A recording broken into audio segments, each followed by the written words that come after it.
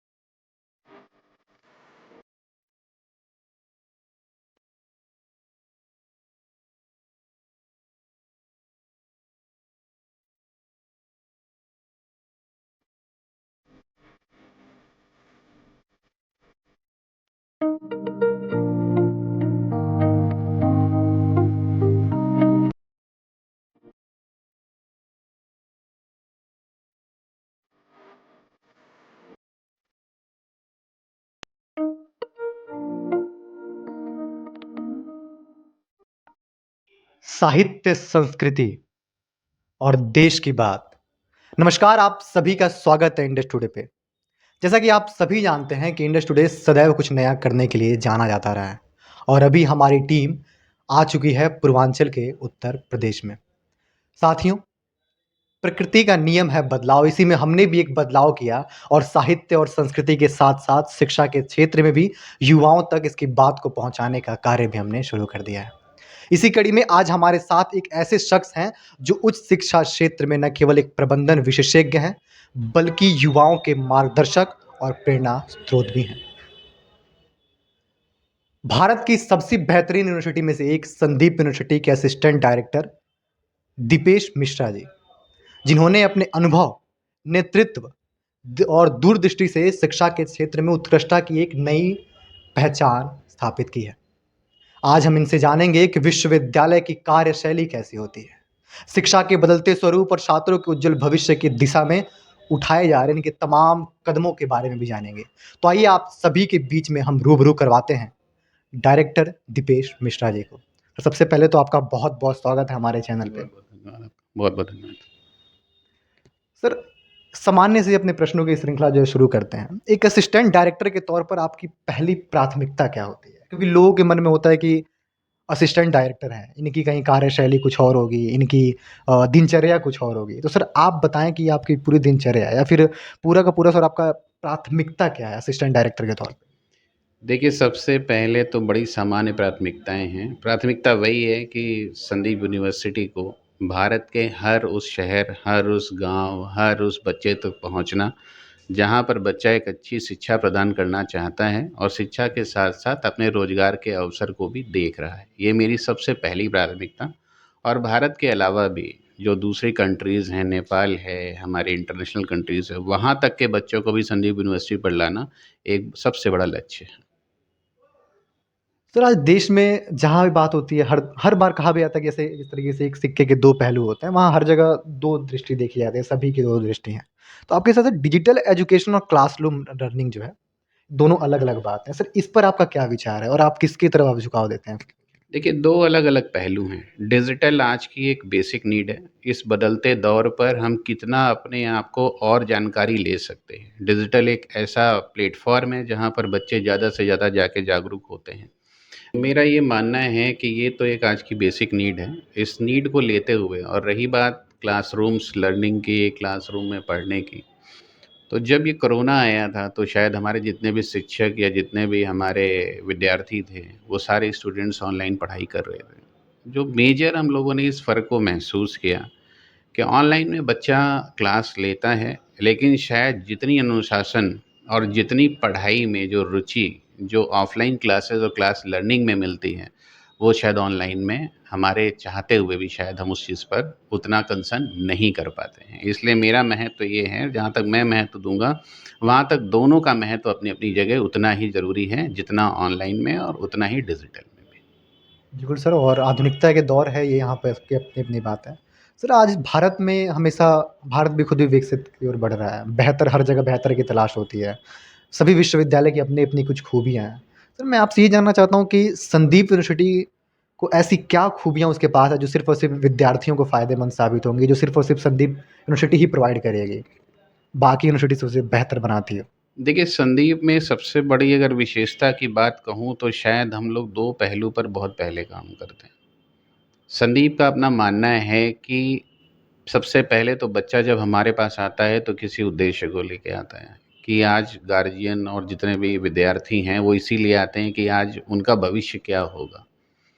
हम आज शायद दूसरों से इसलिए अलग हैं कि शायद आज अगर हम ये कहते हैं कि मोर देन 90% प्लेसमेंट, तो हमारा ये मानना है कि वो लगभग 100%, 90% कहीं न कहीं 100% के बराबर है, क्योंकि 10% बच्चा ऐसा भी उस क्लास में होता है कि जो बच्चा पढ़ता है और पढ़ने में रुचि उतनी नहीं दिखाता जितनी उसको उस क्षेत्र में रुचि दिखानी चाहिए। संदीप दूसरों से भिन्न इसलिए भी कह सकते हैं कि बच्चा यदि किसी भी प्रकार से हमारा आर्थिक कमज़ोर है या बीच में उसकी कोई ऐसी परिस्थितियाँ आ गई परिवार में, तो हम बच्चे को सिर्फ़ व्यापारिक दृष्टिकोण से नहीं देखते हैं। हमारा ये मानना है कि हम समाज के लिए और क्या कर सकते हैं। तो बच्चों को हम उस दृष्टिकोण से भी देखते हैं कि यदि कोई बच्चा पढ़ने वाला है, उस पर कोई आर्थिक ऐसी विपत्तियाँ आ गई हैं, तो उस दिशा में भी हम बच्चे को क्या अधिक से अधिक सहायता दे सकते हैं, हम वो भी देते हैं। और सबसे बड़ी बात ये है कि बच्चे का एडमिशन से लेकर के और बच्चे के लास्ट फेज़ तक, जब तक कि बच्चा कैंपस से हमारा बाहर नहीं जाता, तब तक उसकी एक छोटी से लेके एक बड़ी गतिविधि तक हमारी बड़ी अनुशासनहीनता की नज़र रहती है, अनुशासन की, कि हाँ, हम किस तरीके से बच्चे के विकास पर निरंतर काम करें। इसलिए संदीप दूसरों से बड़ा भिन्न है। और रही बात, जैसे हम लिखते हैं world class university, world world class infrastructure, जो भी चीज़ें हमारे वीडियोज़ पर हैं, जो भी चीज़ें हम बोलते हैं, वो हमारी वास्तविकता पर हैं। तभी हम इस बात पर यकीन करते हैं कि जब जिस चीज़ को आप देखेंगे तो आपको ज़्यादा महसूस होगा। हमारा ये मानना है कि जितना भी पैसा आजकल सभी लोग खर्च करते हैं, बहुत सारी यूनिवर्सिटीज़ विज्ञापन में खर्च करती हैं, पेपर एड्स पर खर्च करती हैं, पर हमारा ये मानना है बीइंग अ यूनिवर्सिटी कि जब तक जो चीज़ आप देखेंगे नहीं, तब तक आपको ये अनुभव नहीं होगा कि वास्तव में संदीप है क्या। तो नॉर्मली हमारा यही एक प्रोसेस होता है, यही एक प्रक्रिया है कि सबसे पहले बच्चे को हम इनवाइट करते हैं कि आप अपने पेरेंट्स के साथ, अपने गार्जियन के साथ आप यूनिवर्सिटी आएँ, यूनिवर्सिटी को देखें, उसको महसूस करें और फिर आप अपने निर्णय के बारे में निर्णय लें। बिल्कुल सर, बहुत अच्छी बात कही आपने। चूँकि सर हमारा चैनल पूर्वांचल यात्रा पे है और एक बहुत अच्छी हमने अभी स्टूडियो आपके यूनिवर्सिटी के बारे में जान रहे थे, तो आपका ये कैंपस जो है वो पूर्वांचल बिहार में भी स्थित है। सर मैं चाहूँगा क्योंकि देखिए कहीं न कहीं ये कहा जा रहा है कि हमारे पूर्वांचल में ख़ासकर बिहार में शिक्षा व्यवस्था थोड़ी-मोड़ी चुरमुराई हुई है। उसकी और सुदृढ़ करने की आवश्यकता है। तो पूर्वांचल के विद्यार्थियों को रोकने के लिए और पूर्वांचल के विद्यार्थियों के आप ख़ास करके किसी भी क्षेत्र के विद्यार्थियों के लिए सर वो क्या पूर्वांचल में संदीप यूनिवर्सिटी वो काम कर पा रहा है कि विद्यार्थियों को अपने राज्य से बाहर जाने की आवश्यकता नहीं है?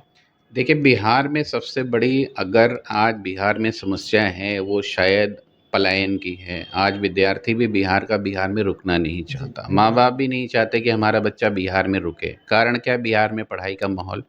और सबसे बड़ी बात ये है कि आज जितने भी यूनिवर्सिटीज़ या जितने भी संस्थान चल रहे हैं, वो शायद आज इस बात पर जोर नहीं दे रहे कि बच्चों का विकास होना चाहिए। और बच्चों का विकास तब होगा जब बच्चे नियमित रूप से जो भी हमारे नियम है उसका पालन करेंगे। शायद संदीप यूनिवर्सिटी ने इस पे समझौता ना करते हुए कभी भी, कि शायद हमने इसकी कभी भी आज्ञा नहीं दी कि कोई बच्चा क्लास नहीं अटेंड करेगा, उसके बाद भी हम उसको अलाउ करेंगे एग्ज़ाम के लिए। हमारे यहाँ बड़े नियमित मापदंड हैं कि यदि किसी भी बच्चे का 75% से कम यदि अटेंडेंस है, तो शायद हम उसको क्लास में बैठने की अनुमति या एग्ज़ाम में बैठने की अनुमति नहीं देते हैं। तो आज बिहार में जो भी बच्चा संदीप आ रहा है, वो ये उद्देश्य लेके आ रहा है कि नहीं, यदि मैं संदीप जा रहा हूँ, तो मेरा भविष्य बिल्कुल सुरक्षित है। और हम काफ़ी हद तक इस पलायन को रोकने में काम कर पा रहे हैं, क्योंकि हम दूसरों से अगर आप तुलना करेंगे, तो आज संदीप हर मामले में दूसरों से बहुत बेहतर है। बिल्कुल सर, और कहीं न कहीं इस चीज़ को देखने को मिल भी रहा है और विद्यार्थियों में रुचि भी जा रही है विश्वविद्यालय को लेके। सर, एक व्यक्तिगत निजी प्रश्न होगा आपसे, तो कि आप एज़ असिस्टेंट डायरेक्टर हैं, तो सर आप कहाँ खुद को कि एक टीम लीडर के रूप में देखते हैं या फिर टीम मेंबर के रूप में देखते हैं खुद को? देखिए, मैं तो अपने आप को एक टीम मेंबर ही मानता हूँ। मेरा मानना है कि एक टीम लीडर वही अच्छा होता है जो अपने साथ के लोगों को लेकर के साथ चले। तो मैं इस टीम को टीम मेंबर ही मान करके उतना ही योगदान देता हूँ, और शायद उन सबसे ज़्यादा देने की कोशिश करता हूँ, जिससे कि टीम निरंतर आगे बढ़े और लोग कुछ सीख करके मेरी जगह आने का प्रयत्न करें। कि यदि आज मैं यहाँ पर हूँ, तो मैं चाहूँगा कि मेरे मैनेजर भी और जितने भी मेरे सहयोगी हैं, वो सभी आगे नए पायदान पर पहुँचें। बिल्कुल सर, बहुत अच्छी सोच है। सर, मेरा आखिरी प्रश्न आपसे ये होगा, आजकल युवा जो है कहीं न कहीं डिसीज़न मेकिंग में थोड़े डर रहे हैं, कतरा रहे हैं कि क्या मैं अगर ये डिसीज़न लेता हूँ, तो क्या भविष्य में मुझे उसके फ़ायदे साबित होंगे कि नहीं?